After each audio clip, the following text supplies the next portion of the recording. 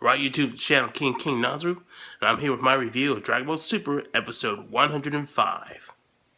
Now, after that disappointing Dragon Ball Super episode 104 with the inexplicable and asinine return of Super Saiyan God, much like in the manga, which was also inexplicable and asinine, we cut to the episode starting off with everybody fighting, and the Omni Kings are trying to keep track of how many fighters are left.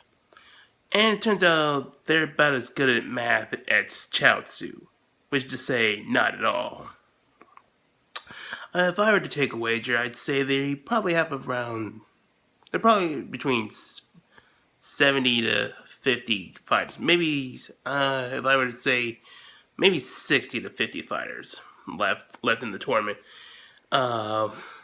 Then we see Master Roshi scouting out all the fighters and what they're up to, and he realizes that all the scrubs and the losers have been swept aside, and now it's all for the heavy hitters and the people who are actually going to make some real impact with their power and strategies and techniques.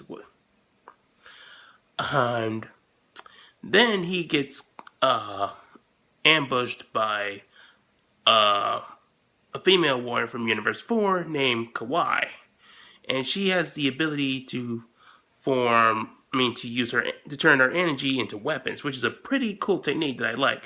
Mine kind of reminds me of things like Final Fantasy or Kingdom Hearts. And she tries to hit him with a hammer, but it doesn't work. And Master Roshi says that he won't fall to a beautiful woman like her. And that kind of ticks Kawaii into figuring out that he has a bit of lust inside him. So she tries to seduce him. And Krillin's on the sideline with Beerus, Whis, the Supreme Kais, is scoffing this off because Master Roshi has trained himself to control his lust. However, the temptation proves to be too much for Master Roshi, and he tries to, have sex with the girl. But she uses this as an opportunity to strike him with an energy trident, but which he barely dodges. See, Gohan, even Master Roshi can dodge. What's your excuse? Just throwing in an obligatory Team 4-star joke there. Unfortunately, this allows Master Roshi to gain control of himself and even dispatch with the trident by holding it with his two fingers and destroying it. And this is when Master Roshi decides that he's going to show that what he's about and prove that he's a powerful warrior, even going up into his bulky form. And this intimidates Kawaii into running out of the ring. However, Master Roshi is then ambushed by another female warrior from Universe 4. So yeah, all these warriors that it's going to be focused on are going to be Universe 4 fighters. And it's Dakori. And yeah, as I said before, Dakori is that fish-looking girl that kind of looks like Lilithmon from Digimon. Which I do like because Lilithmon's like my third favorite Digimon behind Imperial Dramon and Omnimon. And her stick is that she uses illusions and comes from like a dark planet. And Master Roshi starts comparing her to a demon. And it's basically a battle of techniques, and with Dakori using these talismans that create illusions. Like one could darken the area, the other one can make her seem like a giant, And when she darkened the area, it allowed her to unleash her true form, which she was about to attack Master Roshi with. But Master Roshi, knowing how to deal with demons, prepares to use the evil containment wave, or the Mafuba in the Japanese dub. And everybody's worried because last time Master Roshi used that move, it killed him. Though, as we've seen before with Goku, there's no guarantee that that you'll die. So Master Roshi does use the evil containment wave, and he is able to successfully contain her in a jar. And he throws her out, eliminating her from the match. I mean, from the tournament.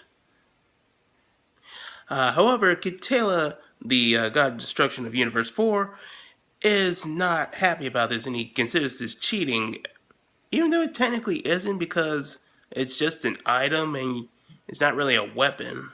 You're just using it to contain a person. Then again, Master Roshi could have just used a Mafuba to throw her out of the ring, but whatever. Beerus, however, tries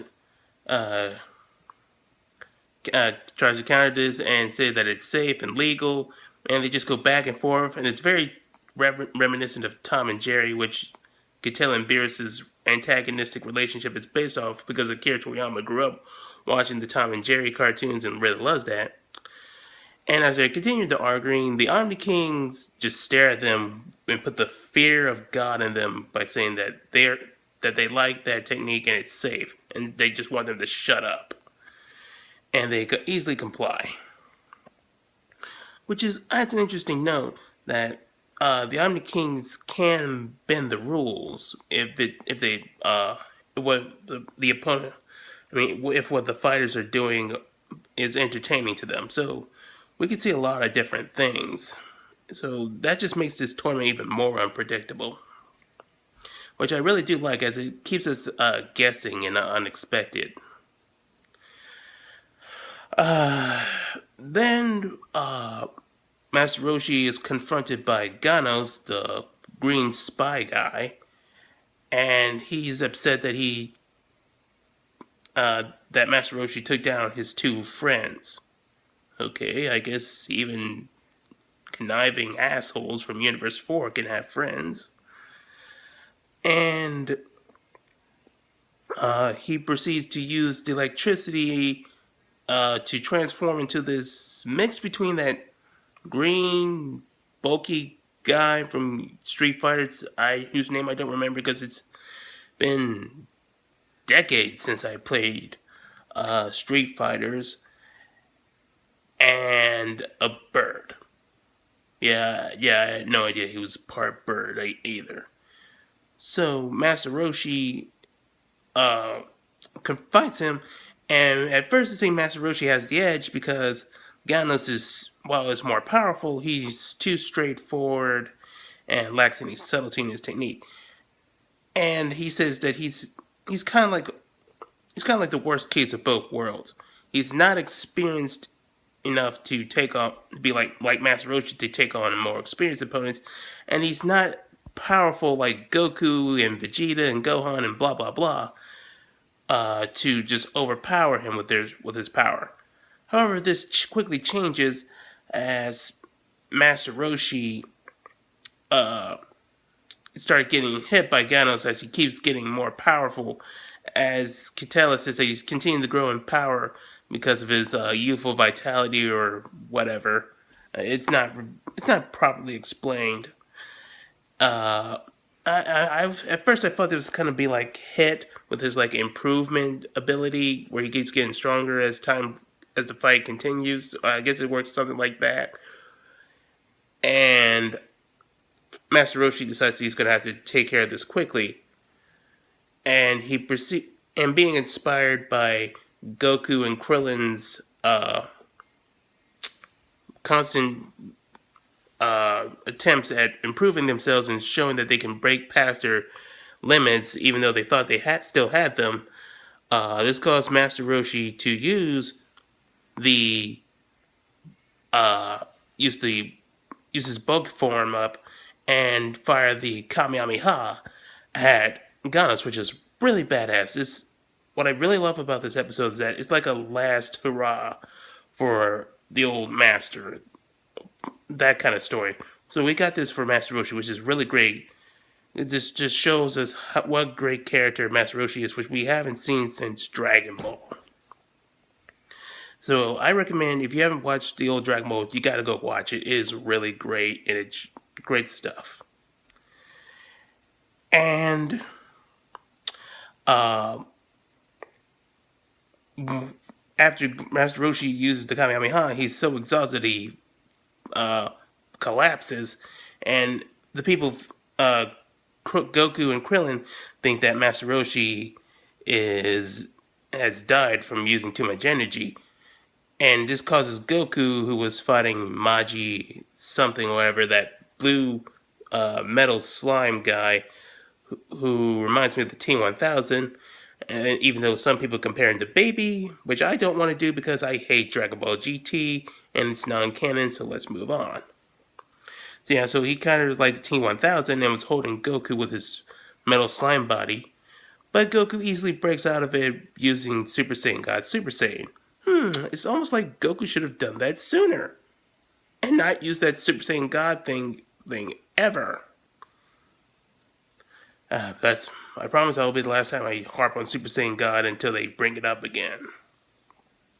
But anyway, Goku rushes over to Master Roshi's side and tries to do that thing where they use their ki to perform CPR.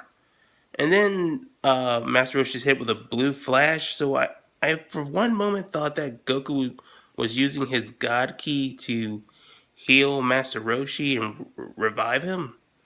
Which, if that was the case, that would have been pretty interesting, as that would still show that Super Saiyan God Super Saiyan still has the healing properties that Super Saiyan God did back in the Battle of the Gods saga. I'm kind of would have preferred that they actually did that. That would have been something worth exploring. But Master Roshi is still alive. He just needed to be resuscitated. And then Goku has this tender moment where he's glad that Master Roshi is still alive. See, people, Goku does care about his family and friends, despite what you assholes seem to think. And then Goku and Master Roshi decide to head off and continue the tournament. And we find out that the tournament of power is down to its 34 minutes. So last time we checked, it was 39 minutes, so it's been another 5 minutes that passed. All in all, I really did love this episode. It just showed how great Master Roshi is, that despite not being the most powerful member of Universe 7, he does use his experience to the best of his abilities, and it really does pay off. And he really did take down enemies that you think that would be way out of his league, and yeah, they normally would be, but he's got the stuff to go to contend with them.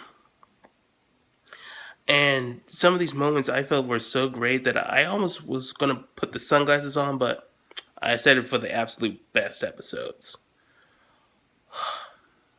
So that's my thoughts on Dragon Ball Super episode 105. I'll catch you guys later.